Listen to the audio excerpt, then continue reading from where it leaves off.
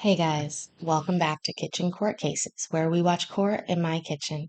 Today we are going to check out a bit of a divorce case or a custody arrangement. I think it's both, but let's find out together.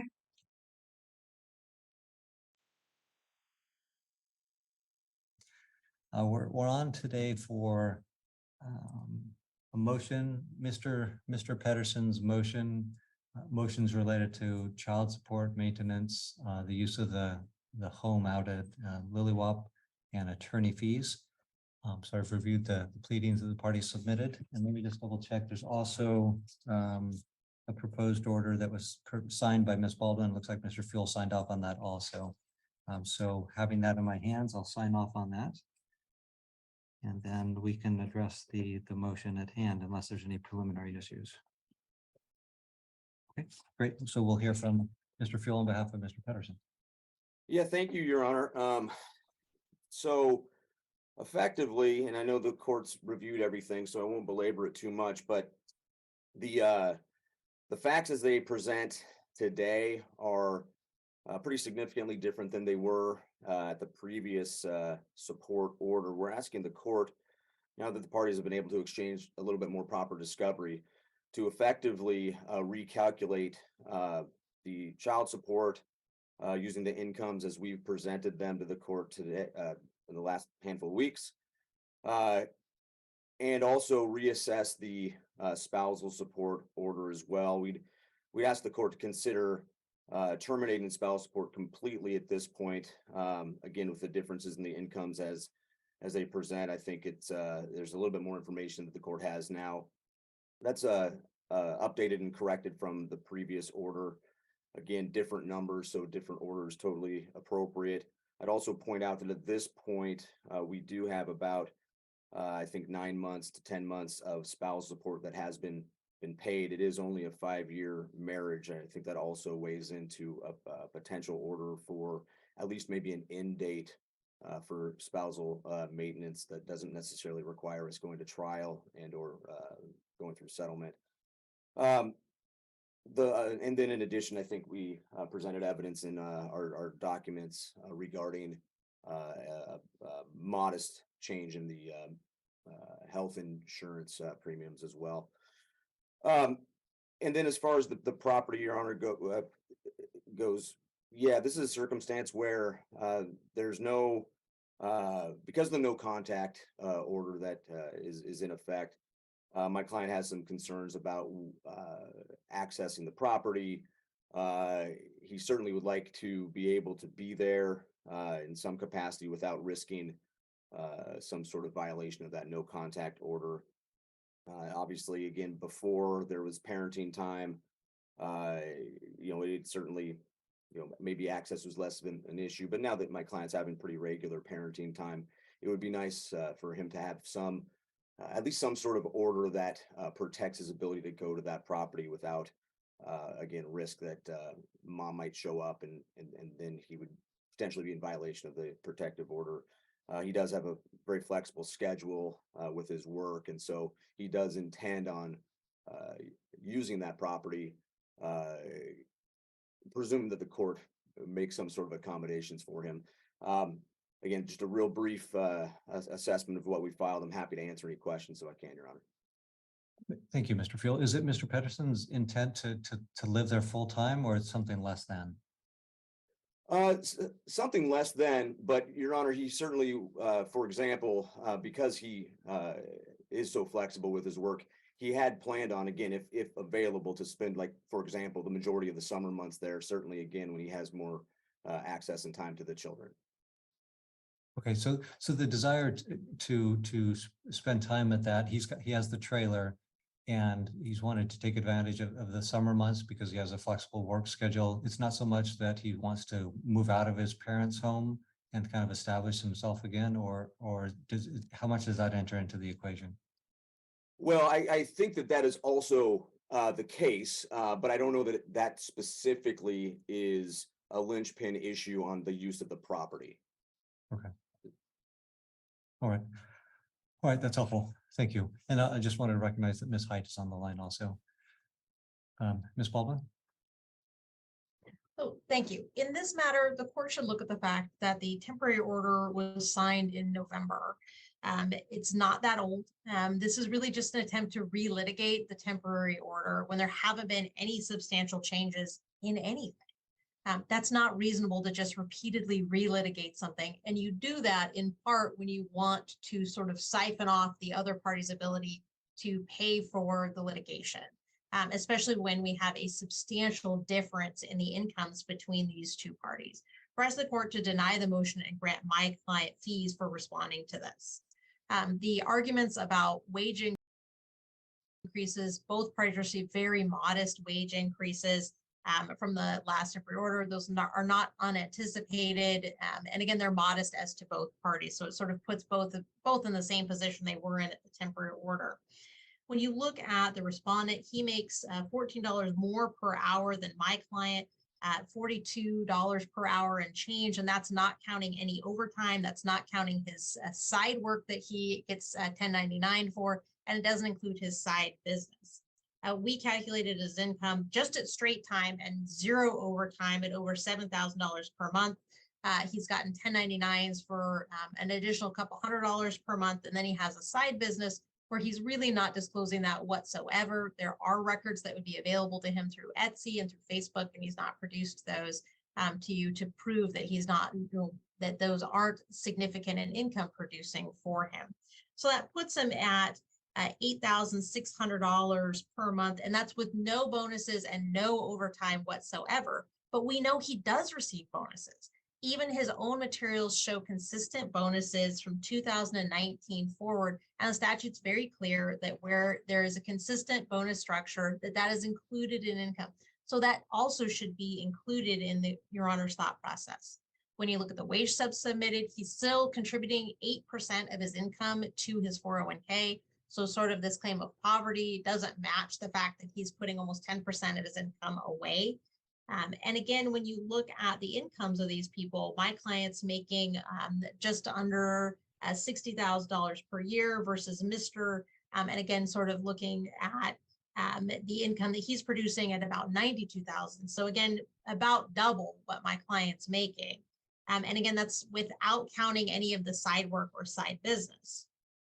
Also important to note that the spousal support in this case is 100% funding the mortgage. So the spousal support is set at the mortgage cost. So not only is the spousal support that's supporting my client, but it's also preserving a community asset. So they're directly related and allowing the children to have stability. They asked for an increase in the offset due to medical payments. They provide zero evidence of that. It's just in his declaration. There's not a piece of documentation that says this is the breakdown for the child's cost versus Mr.'s cost versus the family cost. There's none of that. If they had produced that, then certainly an argument there, but without anything more, that argument just falls flat. So you can't just double that offset and say, oh, well, just give it to us. So again, not reasonable. Mr. has sort of at this point a standard every other weekend type plan. So again, there's no sort of deviation there. And again, there's really no significant changes. So this is just another bite of the apple on the finances. The court should maintain the current order. It's not reasonable to change it for where we are in the current process. As far as the Lillawap property, this is a property that's 2 hours away. It's a vacation property. He's not planning to live there. He just wants to visit there. He's paid not a dime for it since these parties separated. It's part of essentially a complex of properties that my client and her family own, essentially these adjoining lots. And so Mr. then wants to go and camp, then preventing my client from being there for her family and family activities. And again, all while he's not paying anything to use that property. So this isn't reasonable. My client says, hey, order it sold. Her family members have said, we'll buy it at sort of the going rate. I'm happy to do that to sort of resolve that off the plate. And that returns it to sort of her family who's owned it for 40 plus years. But otherwise, if the court's not ordering it to be sold at the offered price, then the court should maintain the property as to be used by my client. It's just not reasonable to order that Mr. can use this as a vacation property, then excluding my client from, her family's Memorial Day and 4th of July and other celebrations that they normally engage in, especially when there's a domestic violence protection order in place. There's plenty of other places that Mr. can go if he wants to take a trip. It's just not reasonable that he specifically wants to call out the property that adjoins her parents' property. So as the court to deny, either order the Lilawat property sold as requested, or the properties to remain in the use and possession of my client, at least at this point in the case. So with that, we're asking court to deny the requests of the respondent and maintain the current financial orders, allow my client the use and possession of the Lilawat property. She's the only one who's paid for it since separation. Thanks. Besides, do you have any comment? You may or may not. I do not on this issue, Your Honor. Thanks. Right, Mr. Fuel, any response? Only that we'd rely on all the evidence that we provided about the changes in the income. I think that, again, using our numbers, my client's down over 1,000 per month. Wife is up almost 1,000. And so the difference there being 2,000 in these incomes, I think is rather, again, maybe significance obviously is up to the court to determine. We would say that given these incomes, those are relevant numbers and certainly supports the court considering a recalculation. Thanks. Mr. Fuel, one question. Ms. Baldwin indicated that the insurance costs that was supported by declaration. Are there any other documentary or documents that substantiate the dollar amounts that are going up from his paycheck? Well, I appreciate the question, Your Honor. First of all, obviously the declaration is evidence itself, but I appreciate the fact that we like to substantiate those things. Your Honor, to be as square with the court as possible, I believe that that's the case. I don't have any in my possession, but I'm sure I can, if the court's considering a recalculation of any kind, perhaps the court would grant leave for my client to get me those documents so I could show them to Ms. Baldwin. So I was looking at a submission on May 3rd, sealed financial source documents, 56 pages. On page 6 of that, it's a pay summary for Mr. Pedersen from 2022, the year 2022, and it talks about deductions in the middle column.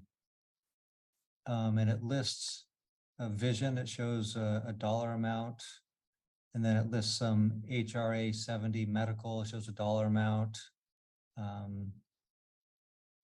Dental, there's a dollar amount there, and the like, and basic life insurance, dollar amounts associated. So I don't know if that was the basis of it, because I didn't do any calculations related to that.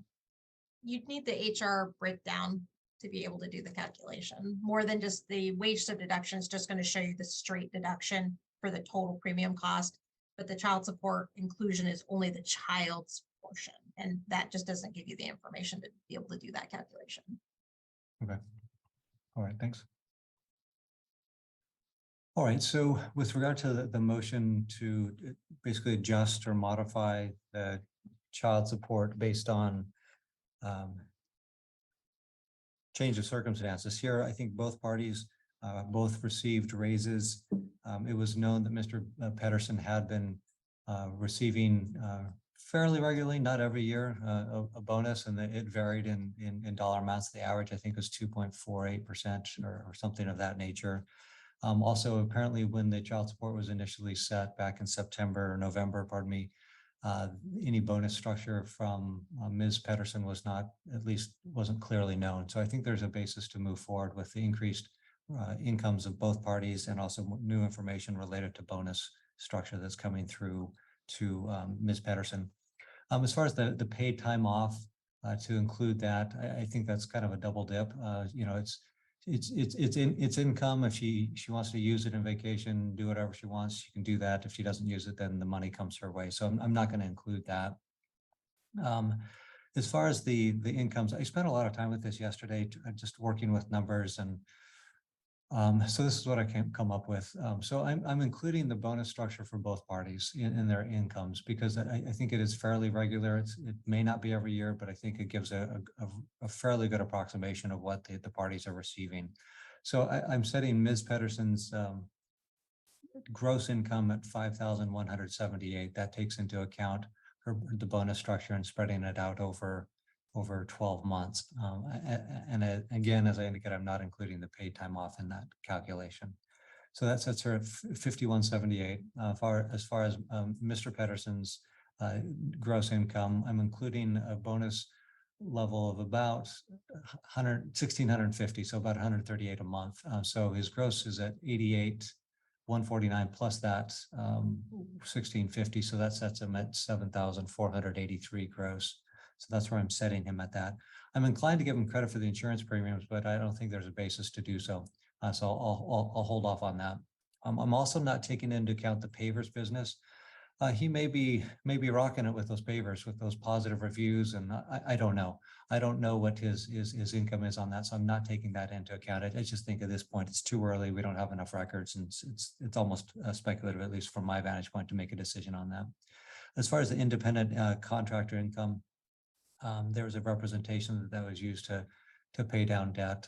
I'm not going to include it at this time. It may come back later to be included, but for now, I'm not including it. So that sets those incomes at those levels with the proper deductions. And then that leads us to the discussion of spousal maintenance. So I guess when I'm looking at the spousal maintenance, there was I think the dollar figures are fairly clear of what each party is receiving. It looks like both parties have been in their jobs for a number of years. They're fairly well established. They're getting regular raises. And so I guess kind of the question that came to my mind is what is, obviously I take into account the standard of living, the length of the relationship and the marriage, the any training or specialized education needs that need to occur. So I take all that into account. It seems that Ms. Pedersen's not in a position where she's needing extra training. She's in a good career with a solid future. And then I also take into account the ability to pay and the need. Clearly, there's a difference of income about, as Ms. Baldwin indicated, about $14 per hour difference. There's also an indication that Mr. Pedersen is paying for right now the full weight of the mortgage, basically, plus his truck. Ms. Pedersen, her car is getting older; it's in excess of 100,000 miles, and Mr. Pedersen represents that he's still living with his father. So as far as setting an end date to the maintenance, I'm going to refrain from doing that, but I am going to reduce the maintenance to $1,200 per month. And I think that's a nod to the fact that he's living in his folks' place. If he has the trailer, if he wanted to rent a space, he could move out and rent a space, probably about $500. So I'm going to reduce that. So that'll be taken into account in the child support calculation. The vacation lot in Lilywop, I think that's fraught with issues. Just given the history of the case, and I recognize there's dispute of what did or didn't happen. I think that allowing Mr. Pedersen to use that would be premature at this point, and it's just not proper.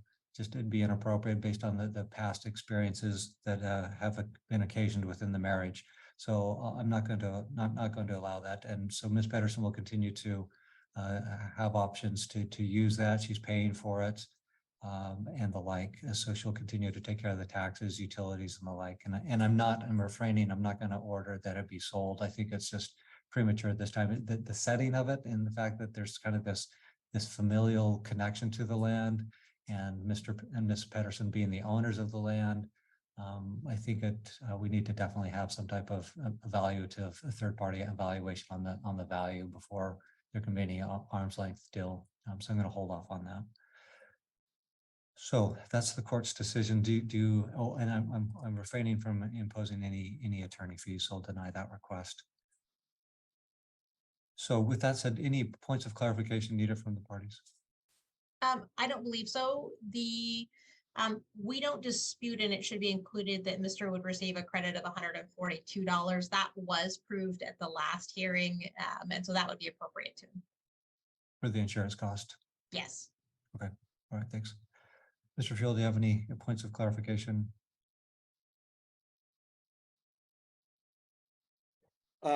No, Your Honor, although if, as I mentioned before, if we can provide updated numbers that are satisfactory to Ms. Baldwin, the court will allow us to put that corrected agreed number in.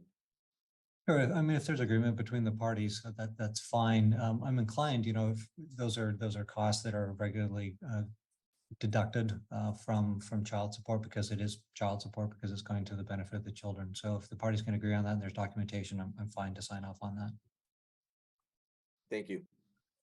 All right, with that, any additional items? No, just setting for presentation. I'm potentially in trial. I'll find out later today on the 13th. On the 20th, I'm trying not to be here, so I'd ask either we set tentatively to next week or the 27th. Any preference, Mr. Fuel? Yeah, 13th would be much better for me. I'm also not going to be available on the 20th and potentially not available on the 27th either. And then I know we've got the 4th, I think, the following Tuesday. Okay, let's go ahead and shoot for the 13th then. Let's do that. We'll set it for presentation next week, June 13th at 9 a.m. As far as the change in the spousal maintenance payment, I don't recall the specific date that it was being paid or that it was due. Do the parties recall the timing of that? I think it's half and half, like half by the 5th, Oh, half by the 20th. And 5th and the 20th or something like that. Okay, so let's have this be effective as of today. So the next payment would be the reduced level. Thank you, Your Honor. Great. All right, with that, thanks to the parties. That'll conclude today's hearing on that case. Next matter I have is Sarah Williams and Dustin Williams. The cause. Well, hold on, Judge. I was done with you at the moment. Sorry. I thought that was interesting. We don't always see cases where spousal is even given, and I think it was 10 months. So that's, I guess, quite a while. It was reduced in the end. I can't recall right now what the spousal amount was to begin with, but to $1,200 a month, which is still a lot, to tell you the truth. Anyways, please go ahead and like the video if you liked it, dislike it if you disliked it, and subscribe if you're not already subscribed. Most of my viewers are subscribed. I have the best viewers in the world. But if you're new here, hit that subscribe button. All right, I'll talk to you soon. Bye.